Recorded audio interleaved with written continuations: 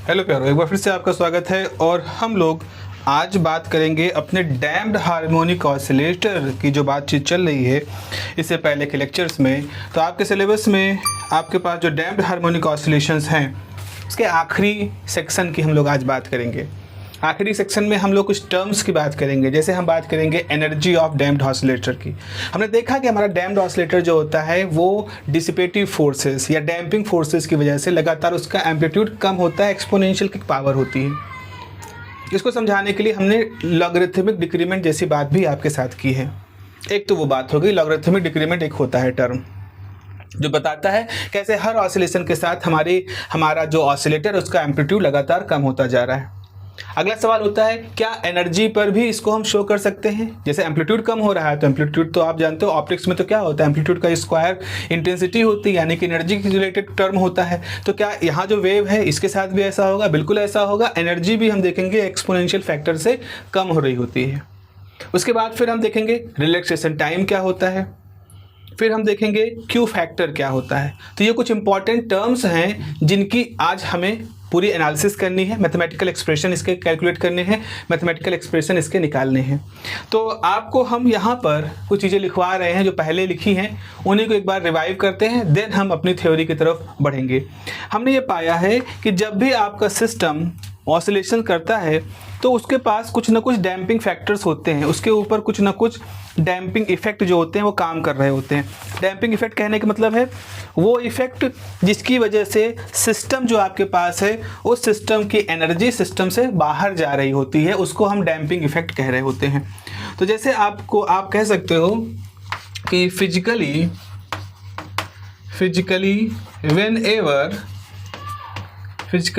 whenever the system is set into oscillations, it is subjected to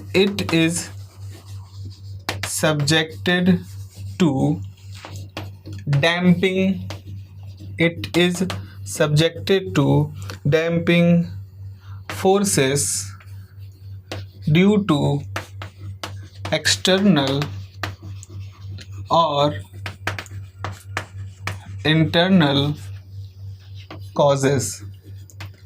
भाई जैसे ये क्या लिखा है, जब भी आपका सिस्टम जो है ऑसिलेशंस में सेट होता है, ऑसिलेशन करना शुरू कर देता है तो वो उसके ऊपर इट इज सब्जेक्टेड टू, मतलब उसके ऊपर काम करना शुरू कर देते हैं कुछ डैम्पिंग फोर्सेस।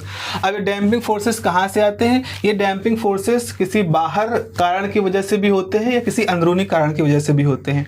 फॉर एग्जाम्पल बाहर कारण, जैसे हमारे पास ये ऑसिलेटर इसको ऑसिलेट करा रहे हैं तो जो बाहर की हवा है वो इसको अपोज कर रही है, लेकिन इसको बनाने के दौरान हमने उंगलियों से इसको पकड़ रखा है ना, देखो आपने उंगली को हमने पकड़ रखा तभी तो ऑसिलेट कर रहा है। तो जहाँ उंगली है और जहाँ इसकी सरफेस के बीच में फ्रिक्शन काम कर रहा है वो तो इसके स्ट्रक्चर का दिक्कत है ना। अगर हम यहाँ उंगली के बजाय यहाँ छेद कर दें, उसमें कील डाल दें, थोड़ा फ्रिक्शन कम हो जाएगा। उस कील के अंदर ऑयलिंग कर दें और फ्रिक्शन कम हो जाएगा। उसके अंदर बॉल बियरिंग डाल दें और हो सकता है फ्रिक्शन कम कर जाए। उसमें फुलरिन बकी बॉल नैनो बॉल्स डाल दें और फ्रिक्शन कम हो जाएगा।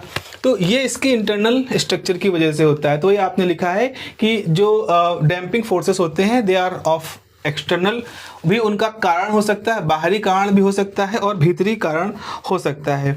तो अब ये क्या होते हैं, दीज फोर्सेस, ये जारे जो बल होते हैं, these forces oppose the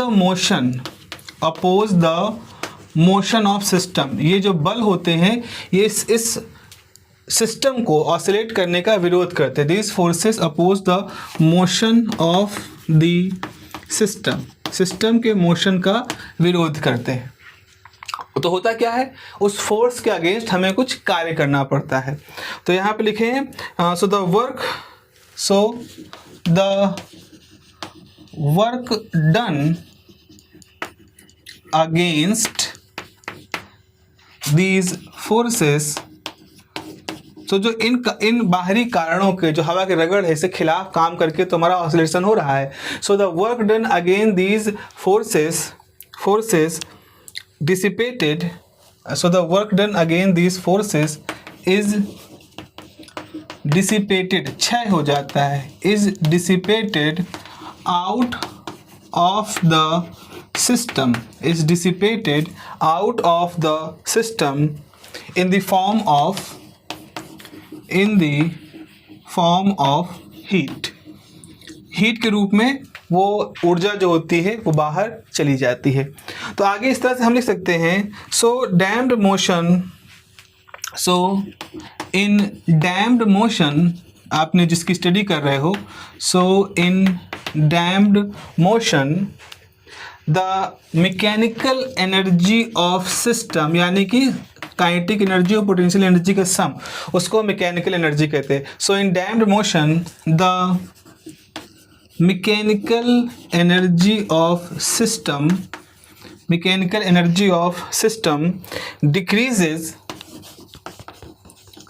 decreases with time.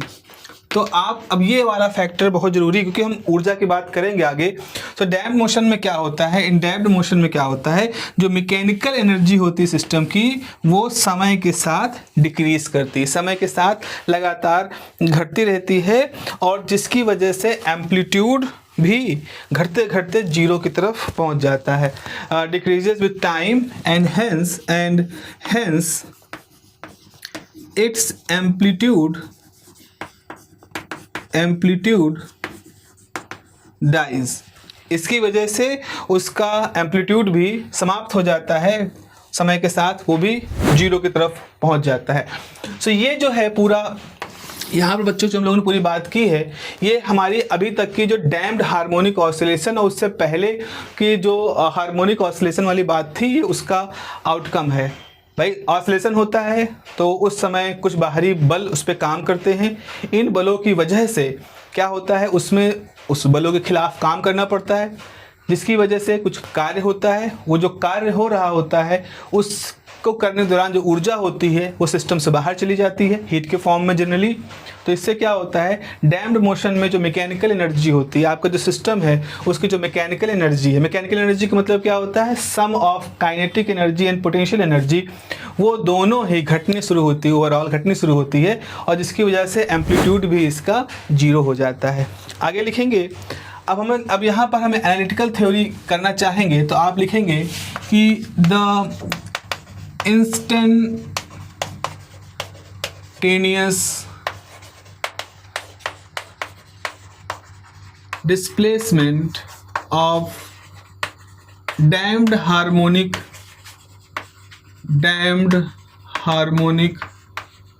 oscillator, the instantaneous displacement of damped harmonic oscillator is क्या था, x बराबर a e की power minus R T sine एक frequency omega T plus five. यहाँ पर ओमेगा क्या थी, ओमेगा की वैल्यू थी omega square, small omega square minus R square.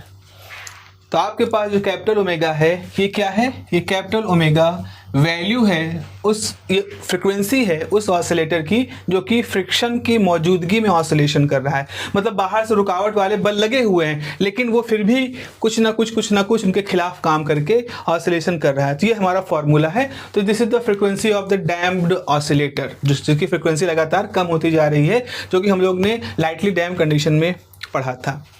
तो अब इसके लिए, अब जब अगर हमारे पास डिस्प्लेसमेंट आ चुका है तो क्या हम इसका इंस्टेंटेनियस वेलोसिटी निकाल सकते हैं। तो आप लिखोगे the corresponding instantaneous velocity is v बराबर dx/dt, यानी d/dt आपको करना है a e की power minus R T sine capital omega T plus five. इसका देखो यहाँ पर हमारे पास दो फैक्टर हैं, एक तो टाइम का ये फैक्टर है, एक टाइम का ये फैक्टर है। तो जब टाइम के साथ डिफरेंशिएशन करोगे प्यारों, तो पहले इसको फर्स्ट फंक्शन मान लो, इसको आप सेकंड फंक्शन मान लो। तो कैसा रूल क्या होता है, मान लीजिए आपने सेकंड फंक्शन को कांस्टेंट माना, फर्स्ट को डिफरेंशिएट किया, अगली बार फर्स्ट को कांस्टेंट मानो, सेकंड को डिफरेंशिएट करो, यानी एक को कांस्टेंट मान के दूसरे को डिफरेंशिएट करना है। प्लस जिसको पहले कांस्टेंट माना था उसको डिफरेंशिएट करो, जिसको पहले डिफरेंशिएट किया था उसको कांस्टेंट मान लो। ये चीज़ यहाँ पर रूल काम करता है। तो चलो अब ऐसा करते हैं, v बराबर सबसे पहले इसको डिफरेंशिएट करते हैं। तो आपने किसको कांस्टेंट माना, sine capital omega T plus phi. इसको डिफरेंशिएट करोगे तो a आ जाएगा e की पावर माइनस आर टी आ जाएगा, और इसका डिफरेंशिएशन हो जाएगा माइनस आर प्लस, अब की बार क्या करो, e की पावर आप लिखो इसको कांस्टेंट मानो, a e की पावर माइनस आर टी को इसको डिफरेंशिएट करो तो साइन का डिफरेंशिएशन प्लस कॉस होता है ओमेगा टी प्लस फाई। इसका डिफरेंशिएशन करोगे तो आ जाएगा कैपिटल ओमेगा। ठीक है, इतना आ गया यहाँ पर। अब रीअरेंज कर लेते हैं, देखें यहाँ पर तो ये जाएगा माइनस आर ए ई की power minus R T sine omega T plus phi. यहाँ से आ जाएगा plus capital omega A E की power minus R T cos capital omega T plus phi. ठीक है ना, देखें आपने सिर्फ रीअरेंज किया है, एक टर्म आपके पास यहाँ आ गया और एक टर्म आपके पास बच्चों यहाँ पर आ गया। ये है हमारे वेलोसिटी के अंदर दो टर्म आ गए हैं। अब हम एक एनालिसिस करेंगे। देखो भाई, हम किस स्थिति की बात कर रहे हैं, हम एक ऐसी स्थिति की बात कर रहे हैं जब हमारे सिस्टम के अंदर ये मान लें कि r की वैल्यू कम है। कैसे इसे मान सकते हैं, याद करो हम लोगों ने 3 केस की बात की थी। एक केस में कहा था आर स्क्वायर बहुत ज़्यादा है ओमेगा स्क्वायर से, ये कौन सी कंडीशन थी, ओवर डैम्पिंग कंडीशन थी। फिर हमने माना था आर स्क्वायर लगभग बराबर है ओमेगा स्क्वायर की, ये कौन सी कंडीशन थी, क्रिटिकल डैम्पिंग की कंडीशन थी। तीसरा हमने माना कि आर स्क्वायर कम है ओमेगा स्क्वायर से, ये कौन सी कंडीशन है, ये ऑसिलेटरी या लाइट डैम्पिंग या अंडर डैम्पिंग की कंडीशन है। यहाँ तो ऑसिलेशन होते ही नहीं, यहाँ ऑसिलेशन होते ही नहीं। इस कंडीशन में हमने देखा था कि साइन ओमेगा टी या sine capital omega T plus phi, इस तरह से ऑसिलेशंस होते हैं इस फैक्टर की वजह से। अब जरा ध्यान दो, ऑलरेडी इस कंडीशन में क्या कहा गया है कि r इज स्मॉल, हमने यही तो कहा है r इज स्मॉल। तो यानी कि अगर हम इसी कंडीशन की ये सारी चीज़ें समझ रहे हैं, इसी कंडीशन में ही तो हम डिक्रीमेंट कांस्टेंट मान रहे हैं और एम्पलीट्यूड का लगातार घटता देख रहे हैं, क्योंकि बाकी 2 केसेस में तो एम्पलीट्यूड की हलचल ही नहीं हुई, मतलब वो हल्का सा ही मुड़ा और फिर वो कभी एक सर्किल पूरा ही नहीं किया। तो इसीलिए इस कंडीशन को हमेशा ध्यान रखना कि जब भी ये सारी बातें बच्चों हम लोग कर रहे हैं तो उस समय हम ये मान के चल रहे हैं कि ये वो स्थिति है जब r जो है ऑलरेडी स्मॉल है, r की वैल्यू स्मॉल है। और स्मॉल होने की वजह से जब भी हमें तुलना करनी होगी, जब भी हमें किसी जगह पे कंपैरिजन करना होगा तो हम इस r के कम होने वाली जो प्रॉपर्टी है इसको कंसीडर करेंगे। तो यहाँ पर लिखेंगे सिंस, यहाँ पर लिखेंगे सिंस r इज स्मॉल, भाई r मतलब डैम्पिंग कम है, so first term of above expression may be neglected, may be neglected। तो हम ये वाला जो टर्म है पूरा, इस टर्म को निगलेक्ट कर सकते हैं क्योंकि r बहुत कम है और ओमेगा तो अच्छा खासा होता ही। ओमेगा देखो, अगर ओमेगा लगभग स्मॉल ओमेगा के बराबर होगा क्योंकि r आप बहुत कम मान रहे हो। तो इस तरह से हैंस वी गेट, तो हमारे पास मिलेगा क्या, सो हमारे पास मिलेगा term hence we get v बराबर a कैपिटल ओमेगा e की power minus R T cos capital omega T plus phi. इस तरह से बच्चा ये हमने एक डैम्ड हार्मोनिक ऑसिलेटर, एक ऐसा ऑसिलेटर जो कि समय के साथ साथ अपनी ऊर्जा खोता जा रहा है, उसकी वेलोसिटी का फार्मूला निकाल लिया। सवाल ये है इसको निकालने से हमें फ़ायदा क्या मिला। देखो बच्चा, हमें करना क्या है, हम ये कह के चले हैं कि हमें एनर्जी निकालनी है, हमें इस डैम्ड हार्मोनिक ऑसिलेटर की एनर्जी निकालनी है, हमें ये दिखाना है। और हमें मालूम है एनर्जी तो कम होती है, तो हमें ये दिखाना है कि जो एनर्जी है वो कैसे समय के साथ कम होती है। तो भाई उसके लिए सबसे पहले तुम्हें एनर्जी निकालनी पड़ेगी। एनर्जी निकालने का क्या तरीका है, काइनेटिक एनर्जी निकालो, पोटेंशियल एनर्जी निकालो, दोनों को जोड़ दोगे तो वही टोटल एनर्जी हो जाएगी। तो अब आप लिखोगे the mechanical energy of this system is the mechanical energy of this system is E is equal to half mv square plus half k x square. ये क्या है भाई? ये है पोटेंशियल एनर्जी, ये वाला टर्म पोटेंशियल एनर्जी का है और ये वाला टर्म काइनेटिक एनर्जी का है। तो आपको यहाँ पर क्या लिखने की अनुमति मिल जाएगी कि हाफ एम वी का स्क्वायर, वी का स्क्वायर मतलब होता है ए का स्क्वायर कैपिटल ओमेगा का स्क्वायर, ई की पावर माइनस आर टी का स्क्वायर मतलब ई की पावर माइनस 2 आर टी हो जाएगा और यहाँ आ जाएगा cos square capital omega T plus phi. यहाँ पोटेंशियल एनर्जी में आप देखोगे हाफ के एक्स ये है, एक्स ये है, इसका स्क्वायर करोगे तो ए स्क्वायर ई की power minus 2 R T sine square omega T plus phi, ये आ गया आपके पास। ठीक है, ये टर्म आ गया। अब देखो since capital omega is under root omega square minus R square, ये तो हम यहाँ लिखाई दिए हैं, इससे पहले भी बताया है। एज आर इज स्मॉल, आप इस कंडीशन में क्या मान के चले हो? आर स्मॉल है, तो अगर आर स्मॉल है तो ये जो कैपिटल ओमेगा है इसकी वैल्यू हम किसके बराबर ले सकते हैं? अगर आर को हम हटा दें तो मतलब बहुत छोटा माने तो सिर्फ ओमेगा स्क्वायर बचेगा, ओमेगा स्क्वायर का ले लोगे रूट तो सिर्फ आपका ओमेगा बचेगा, प्लस माइनस ओमेगा बचेगा, या कह लो ओमेगा स्क्वायर लगभग बराबर हो जाएगा स्मॉल ओमेगा स्क्वायर के। देखो यहाँ पर अगर हम आर को बहुत स्मॉल माने तो ये फैक्टर को हम हटा भी दें तो ऐसी स्थिति में इसका स्क्वायर करोगे तो ये स्क्वायर रूट हट जाएगा, आपके पास यही टर्म आ जाएगा। और आप ऑलरेडी जानते हो कि स्मॉल ओमेगा किसके बराबर होता है? के बाई एम के बराबर होता है।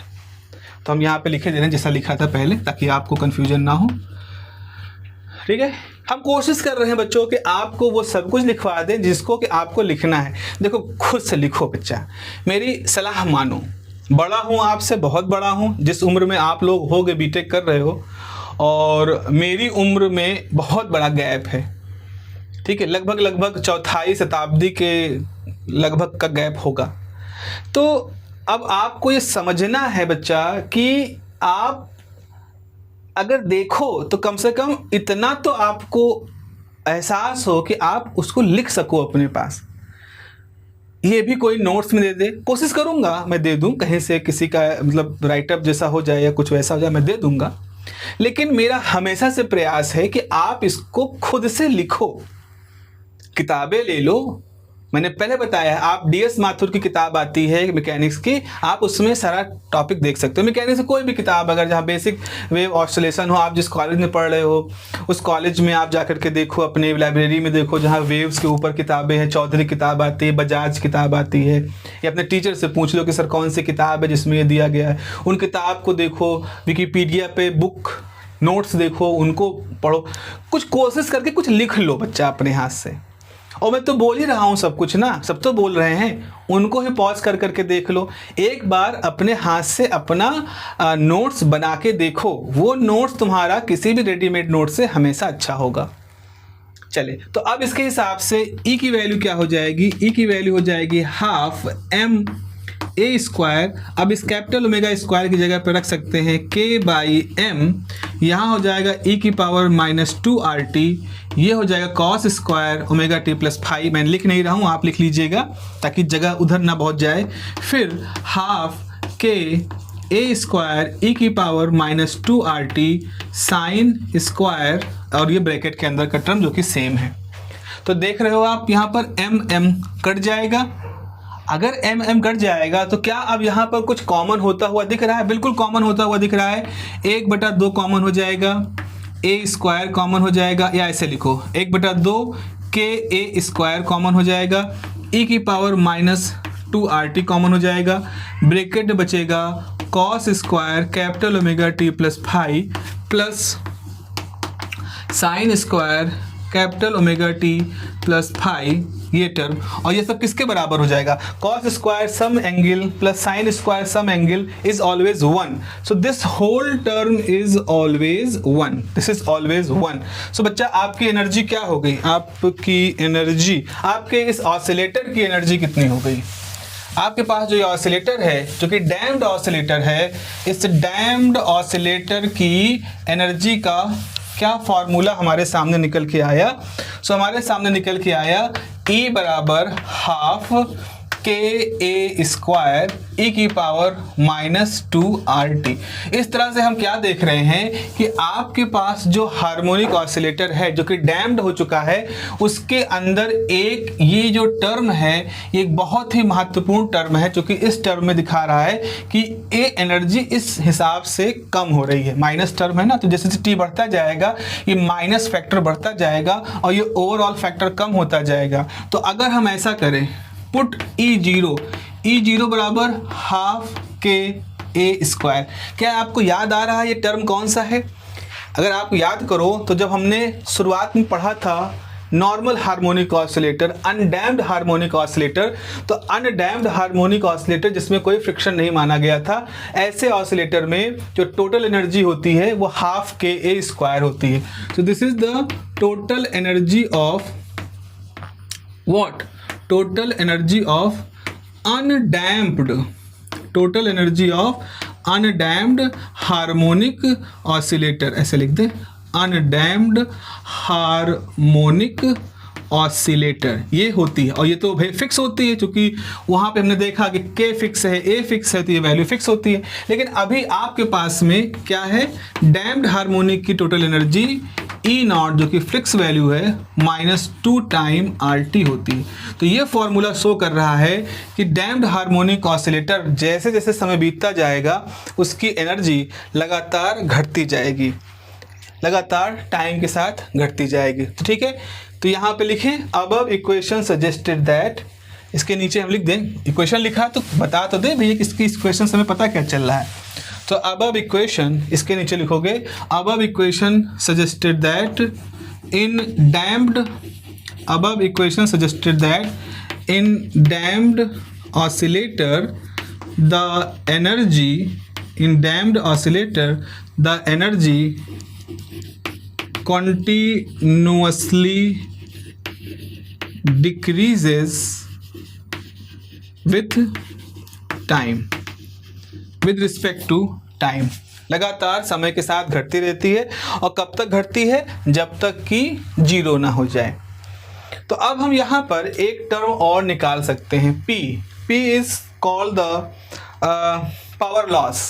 पावर लॉस की बात करेंगे कि कितना पावर लॉस हो रहा है। पावर लॉस का फिजिकल मतलब क्या? पावर क्या होता है? पावर होता है rate of change of energy. कितनी एनर्जी आप, अगर आप थोड़े समय में बहुत सारी एनर्जी डिलीवर कर पा रहे हो तो आप कहोगे कि बहुत हाई पावर है ना। पावर मतलब क्या होता है? पावर, इम्पैक्ट, कि थोड़े समय में 1 सेकेंड के अंदर बहुत सारी एनर्जी दे दी, बहुत पावरफुल आदमी, बहुत पावरफुल सिस्टम है।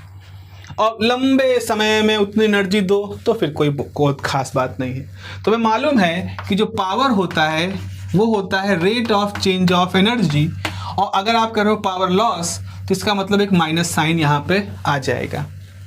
क्योंकि सिस्टम की एनर्जी लगातार समय के साथ कम होती जा रही है, तो हमारी ये जिज्ञासा यहाँ पर आती है कि कितनी तेजी से कम हो रही है हमारे सिस्टम की एनर्जी, कितनी तेजी से कम हो रही है, इसका हम किस फैक्टर से पता करेंगे? तो इसका पता करने के लिए हमको पावर लॉस फैक्टर को निकालना पड़ेगा। तो यहाँ पे लिखें the power is rate of change of energy, the power is rate of change of energy and power loss is minus time rate of change of energy. The power is rate of change of energy and power loss is minus times rate of change of energy. So यहाँ negative sign क्या show कर रहा है? Power loss हो रही है, ये show कर रहा है। माइनस मतलब नुकसान हो, नाम से जा रही है। तो ये d/dt आपको करना है किसका? E0 e की पावर -2RT, क्योंकि हमने देखा है यहाँ पर इस डैम्प्ड ऑसिलेटर की जो एनर्जी है वो इस फॉर्मूले से लिखी जा रही है। तो एक तो माइनस आपने इस फॉर्मूले से लॉस की वजह से लगाया, और इसको अगर आप डिफ्रेंशिएट करोगे तो ये हो जाएगा माइनस टाइम E0 e की पावर -2RT, और इसको डिफ्रेंशिएट करोगे आ जाएगा 2R।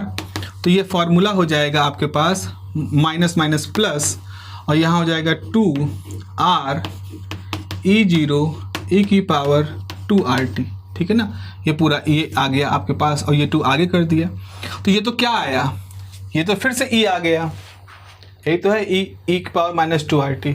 तो इसका मतलब पी की वैल्यू क्या आ गई, पी की वैल्यू आ गई 2 टाइम ई। ये आपके पास फॉर्मूला आ गया। तो अगर आपको एनर्जी मालूम है, अगर आपको इस फॉर्मूले से एनर्जी मालूम है, आपको पावर लॉस निकालना है, तो उस एनर्जी में आप 2 टाइम आर जोड़ दो। आप 2 टाइम आर जोड़ दोगे तो आपको पता चल जाएगा कि पर यूनिट टाइम इस सिस्टम का पावर लॉस कितना ज़्यादा है। तो अब यहाँ पर सीधी सी बात है कि जो डैम्पिंग वाला फैक्टर है, कौन सा है डैम्पिंग वाला फैक्टर, आर। अगर आर ज़्यादा होगा तो पी भी ज़्यादा होगा, आर ज़्यादा होगा तो पी ज़्यादा होगा, यानी पावर लॉस तेज़ी से होगा, यानी सिस्टम तेज़ी से अपनी एनर्जी खोएगा, यानी तेज़ी से सिस्टम जीरो एम्पलीट्यूड की तरफ आ जाएगा, यानी सिस्टम तेज़ी से रुकेगा। ऑब्वियस सी बात है, जैसे मैंने आपको बताया कि अगर एक पानी का टैंक है, उसके अंदर हम कोई ऑसिलेशंस करा रहे हैं, तो पानी जो है उस ऑसिलेशन का विरोध करेगा, उसको रोकने का प्रयास करेगा। लेकिन अगर हम उसी पानी की जगह पर शहद भर दें तो वो जो विरोध है लिक्विड का उस ऑसिलेशन के खिलाफ, वो कई गुना ज़्यादा बढ़ जाएगा और सिस्टम और तेज़ी से जो है अपनी एनर्जी को लॉस करेगा। तो वैसा ही कुछ यहाँ पर भी है कि अगर आपका आर ज़्यादा होता है तो जो पावर लॉस है, पावर लॉस की जो rate of change of power, जो rate of change of energy loss है, वो काफ़ी तेज़ी से बढ़ जाता है। अब ये सब जानकारी आने के बाद अब हम एक और टर्म को एक्सप्लेन कर सकते हैं, और एक टर्म है हमारे पास रिलैक्सेशन टाइम। हम लोगों ने पिछले एम्पलीट्यूड केस में मीन टाइम पढ़ा था। मीन टाइम कितना था, 1/r। अब हम टर्म पढ़ेंगे रिलैक्सेशन टाइम। रिलैक्सेशन टाइम क्या होता है, और ये भी आपसे पूछा जाता है आपके क्वेश्चन में, ये भी इस पे भी आपको क्वेश्चन आता है कि डैम्प्ड हार्मोनिक के लिए रिलैक्सेशन टाइम क्या होता है, डैम्प्ड हार्मोनिक ऑसिलेटर का रिलैक्सेशन टाइम क्या होता है, कैलकुलेट करके बताइए।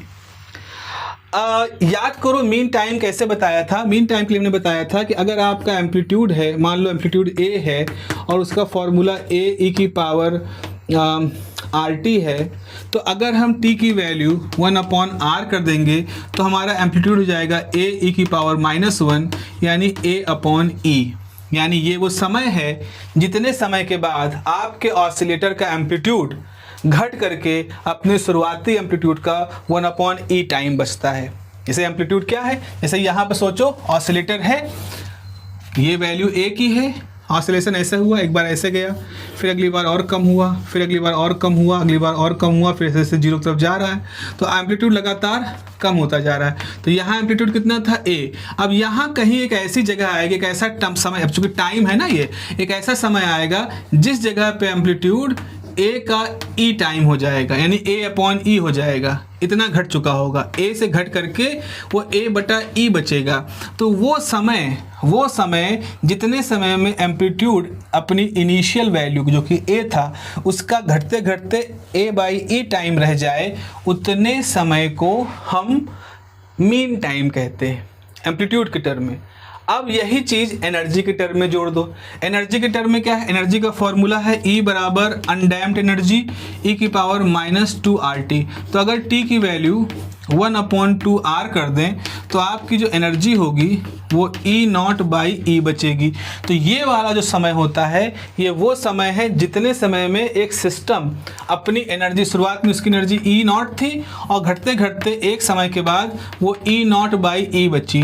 तो वो जितने समय के बाद आपका सिस्टम अपनी एनर्जी को खोते खोते 1/e टाइम ही बचा हो या वहाँ तक पहुँच चुका हो, तो उतने समय को हम इसका रिलैक्सेशन टाइम कहते हैं। तो याद रखना, मीन टाइम एम्पलीट्यूड के टर्म में होता है, रिलैक्सेशन टाइम जो होता है वो आपका एनर्जी के टर्म में लिखा जाता है। तो यहाँ पे लिखोगे द एनर्जी ऑफ द, यहाँ पे लिखेंगे रिलैक्सेशन टाइम में the energy of the damped oscillator, the energy of the damped oscillator decreases the energy of the damped oscillator decreases by factor e की power -2RT, decreases by factor e to the power -2RT. So अब हम यहाँ पे एक परिभाषा लिखेंगे. So the time taken for the total mechanical energy to decay, the time taken for the total mechanical energy to decay to 1/e times its original value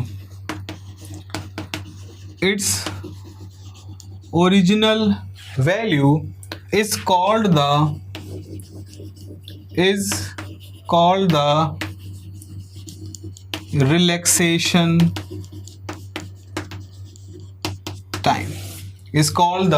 relaxation time. तो time taken for the total mechanical energy, चूंकि E हमारी total mechanical energy है, sum of kinetic energy potential energy ऐसे होती है. सो तो समय जो ले रहा है टोटल मैकेनिकल एनर्जी को अपने शुरुआती बिंदु का 1/e टाइम तक घट जाने में, अपनी ओरिजिनल वैल्यू मतलब जो ई नॉट उसकी वैल्यू थी उसका 1/e टाइम तक घट जाने में जितना समय लेता है कोई ऑसिलेटर, उस समय को उस ऑसिलेटर का रिलैक्सेशन टाइम कहते हैं. तो यहाँ पे लिखेंगे, अब इसके आगे मैं लिख दे रहा हूँ कैसे. अब इसके आगे क्या लिखोगे? फॉर डैम्प्ड ऑसिलेटर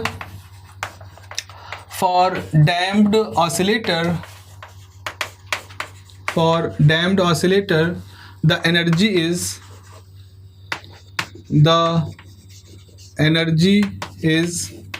E बराबर E0 e की पावर -2RT.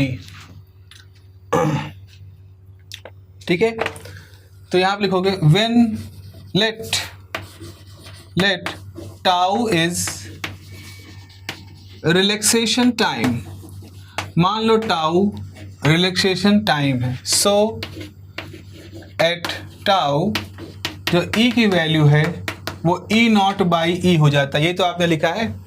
वो समय मतलब रिलैक्सेशन टाइम वो समय होता है जितने समय में जो उसकी मैकेनिकल एनर्जी होती है, ये mechanical energy total mechanical energy जो है वो अपनी ओरिजिनल वैल्यू का 1/e टाइम हो सकता है.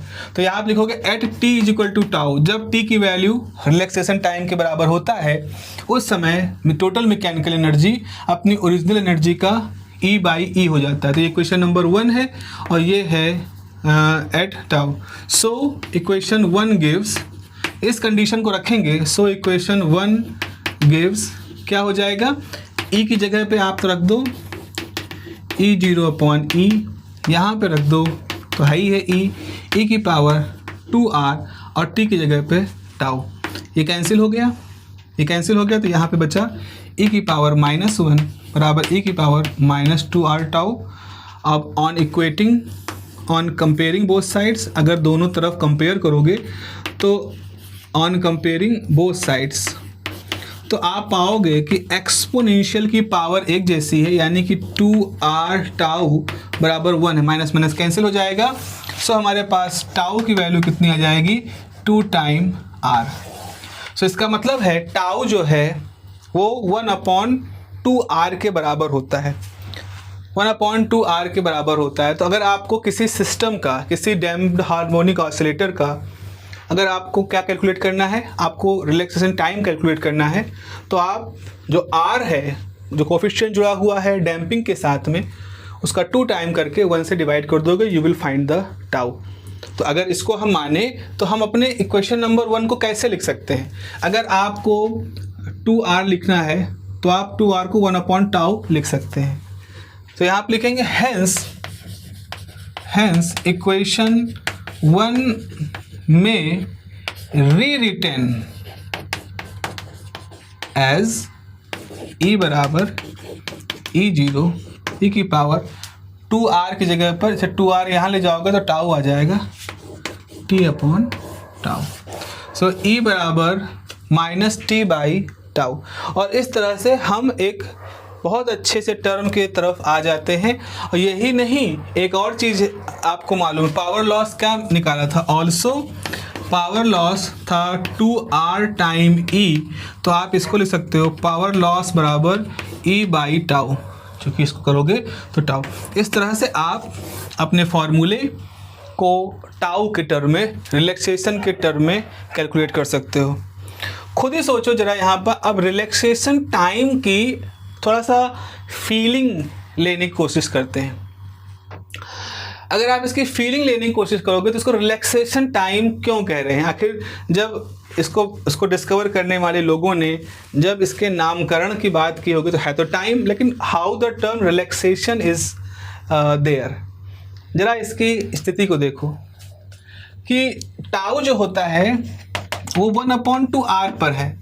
अगर सोचो नो डैम्पिंग, सोचो डैम्पिंग है ही नहीं, तो R की वैल्यू 0 हो जाएगी और टाउ क्या हो जाएगा, इनफाइनाइट हो जाएगा। किसी तरह की कोई रुकावट नहीं है तो टाउ इनफाइनाइट हो गया। सोचो किसी तरह की कोई रुकावट नहीं है तो आराम का समय इनफाइनाइट हो गया। सोचो एक ऐसा व्यक्ति जो कि किसी बॉर्डर पर है और उसको काम दिया गया है कि तुम ध्यान रखो कौन तुम्हारी तरफ आ रहा है, दुश्मन। वो बैठा है, इंतजार कर रहा है या और देख रहा है, अलर्ट है, अपना काम कर रहा है। तो अगर थोड़ी देर के लिए ऐसा हो कि चलो अगले 1 घंटे तक कोई दुश्मन नहीं आएगा सपोज, तो वो 1 घंटे में आराम कर सकता है, ठीक है। लेकिन अगर वहाँ से लगातार लोग आ रहे हैं तो उसका आराम तो नहीं, उसको लगातार काम करना पड़ रहा है। क्या ऐसा ही कुछ यहाँ लॉजिक आप नहीं लगा सकते हो कि अगर किसी सिस्टम में कोई प्रतिरोध नहीं है, कोई अपोजिशन नहीं है, कोई कुछ भी ऐसा नहीं है फैक्टर जो कि रुकावट डाल रहा है, अपोज कर रहा है, डैम्प कर रहा है, तो ये टाउ है, ये इनफाइनाइट हो जाएगा। तो इस इनफाइनाइट का मतलब ऐसा है कि आपका system will be in the happiest condition, in the most relax condition. क्योंकि सिस्टम ऊर्जा खोता है ना, सिस्टम डैम्पिंग की वजह से अपनी एनर्जी खो रहा है, which is not a pleasant thing. एक बार एनर्जी खोने के, अगले एनर्जी खोने के बीच में जो समय है वो आप रिलैक्सेशन टाइम की तरह से देख रहे हो। तो यहां पर आप देख रहे हो कि if damping is large, tau is very small, relaxation time is very small. आराम का समय नहीं। बहुत सारे ग्राहक आ रहे हैं, आप किसी दुकान पे हैं, बहुत सारे ग्राहक आ रहे हैं, लगातार फोन आ रहे हैं। कोरोना आ गया, कोई ग्राहक ही नहीं है, रिलैक्स आदमी बैठा है, दुकान बंद करे घर पे लेटा हुआ है।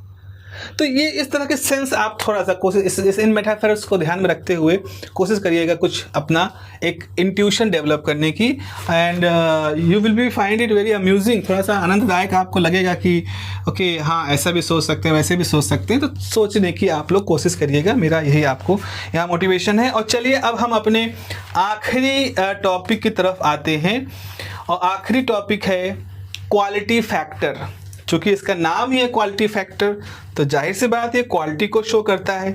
और क्वालिटी आपसे पूछा जाए कैसी क्वालिटी आप चाहते हो, तो हमेशा आप अच्छी ही बात करोगे। कोई भी चीज़ हो, क्वालिटी शब्द जो होता है, हम तो ऐसा नहीं कहेंगे ना कि हमें ख़राब क्वालिटी की मशीन दो, हमें ख़राब क्वालिटी का फ़ोन दो, हमें ख़राब क्वालिटी का खाना दो।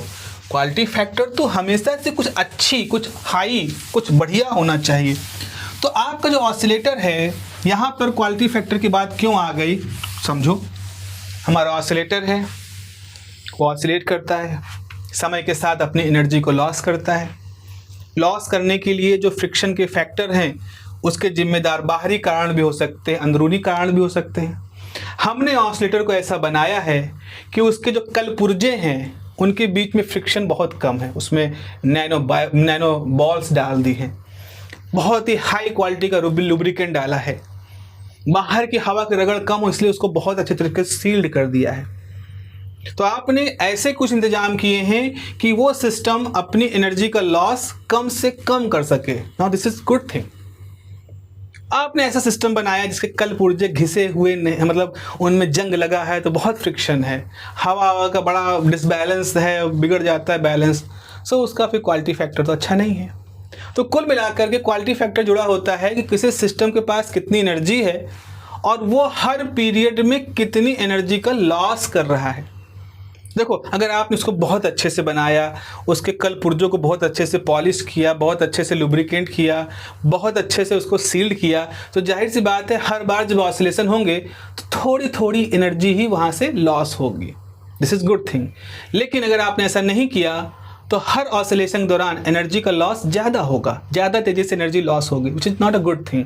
तो हमारा क्वालिटी फैक्टर जो होता है वो इसी के साथ जुड़ा हुआ टर्म है। तो आखिरी टॉपिक है ये डैम्प्ड हार्मोनिक ऑसिलेटर का, that is quality factor. What is the quality factor?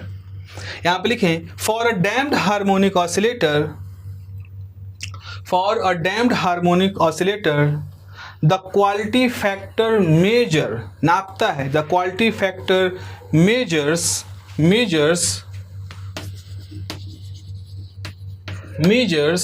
the quality factor measures the rate at which stored energy decays, the rate at which stored energy decays, store energy कितनी तेज़ी से decay करती है, loss करती है, उसके rate को ये शो करता है। इसकी परिभाषा कैसे होगी? इसकी परिभाषा ऐसे लिखोगे, इन्वर्टेड कॉम लिखोगे, 2 पाई times the ratio of 2 pi times the ratio of energy stored in the system, 2 pi times the ratio of energy stored in the system to the energy lost per period is called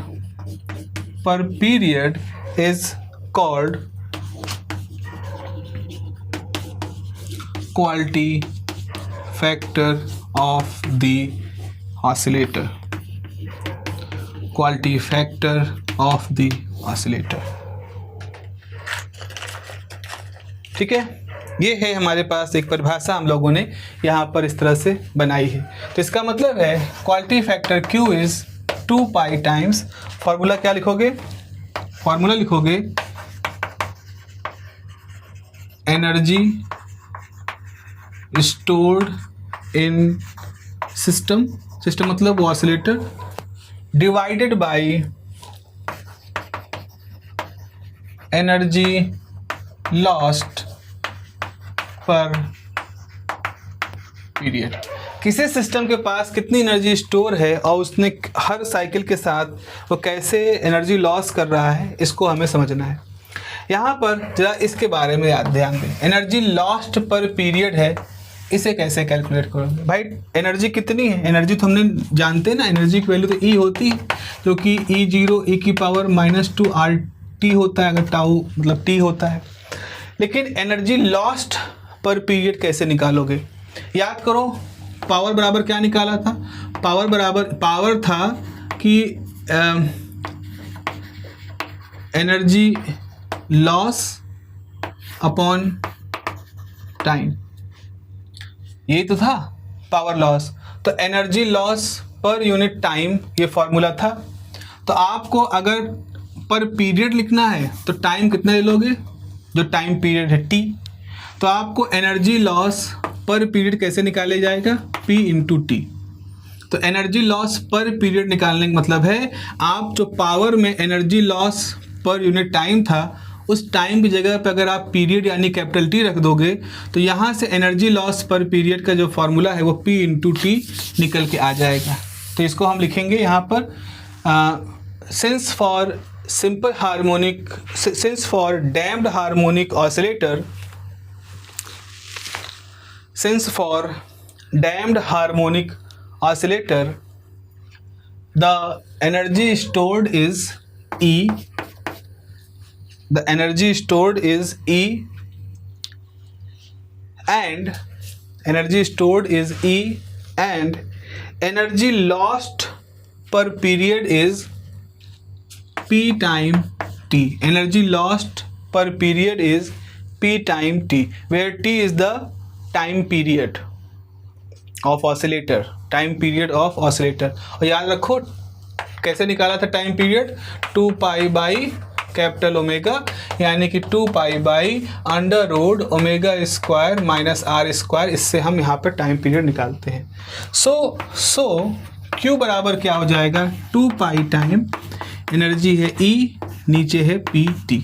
याद करें इससे पहले वाले फार्मूले में हम लोगों ने एक फार्मूला निकाला था कि जो P होता है, मैं यहाँ लिख दे रहा हूँ थोड़ा अलग रंग से, हाँ, फार्मूला निकाला था कि P बराबर होता है 2R टाइम E और 2R बराबर होता है 1/टाउ. तो इसको आप लिख सकते हो E बाई टाउ. तो आपके पास फार्मूला क्या हो जाएगा, Q बराबर ये तो जस्ट मैंने आपको समझाने के लिए लिखा है. तो Q बराबर 2 pi time E upon tau into T. ये कैंसिल हो गया. ठीक है, तो अब आपके पास क्या फार्मूला बचा, आपके पास फार्मूला ऐसे बचेगा कि Q बराबर हो जाएगा 2 पाई बाई टी और पलट जाएगा टाउ, 2 पाई बाई टी हो जाएगा टाउ. और यहाँ पर Q की वैल्यू क्या आ जाएगी, यहाँ पर मैं लिख दे रहा हूँ, since 2 pi by T is omega.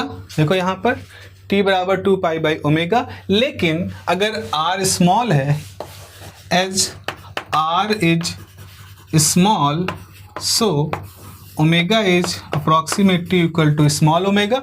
हम लोगों ने एक काम इससे पहले किया है. सो आपके पास क्वालिटी फैक्टर आ जाएगा ओमेगा टाइम टाउ. अब जरा याद करो, अब फिर से रिलेट करो, मैंने क्या बताया था. अगर आपका सिस्टम है, देखो सिस्टम है, टाउ की वैल्यू क्या है 1/2R. सो अगर R 0 है, 0 की तरफ जा रहा है, R स्मॉल है, तो आपका टाउ क्या होगा, वो लार्ज होगा. रिलैक्सेशन टाइम लार्ज होने का मतलब है सिस्टम आपका बहुत ही रिलैक्स्ड है. रिलैक्स्ड होने का मतलब है कि उसके अंदर डैम्पिंग की वजह से होने वाला नुकसान जो है वो कम है, because the damping effect is come. तो हर साइकिल के साथ जो अपनी एनर्जी लॉस करता है, घटाव जो होता है वो भी कम है. It's happy system. So if the system is happy, if R is 0, तो आपका टाउ लार्ज होगा, और अगर टाउ लार्ज है तो Q लार्ज होगा, क्वालिटी फैक्टर ज़्यादा होगा. सेंस बैठा पा रहे हो ना. तो अगर आपका सिस्टम कम डैम्पिंग वाला है तो उसमें से एनर्जी लॉस कम होगा. एनर्जी लॉस कम हो रहा है तो उसका टाउ ज़्यादा होगा. देखो अगर R कम है, डैम्पिंग कम है, एनर्जी लॉस कम है, तो टाउ आपका ज़्यादा होगा. अगर टाउ ज़्यादा है तो Q ज़्यादा होगा. तो इसका मतलब है हाई क्वालिटी फैक्टर वाले ऑसिलेटर का मतलब हुआ जिसमें डैम्पिंग के प्रभाव कम है.